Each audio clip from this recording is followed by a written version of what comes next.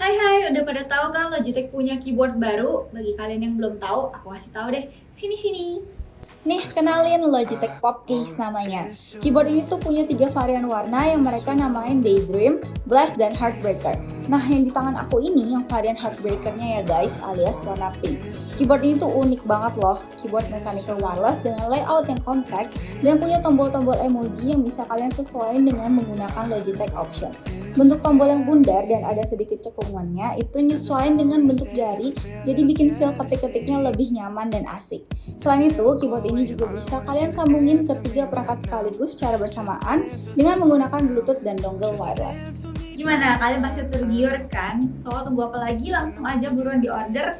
Linknya udah aku taruh di kolom deskripsi.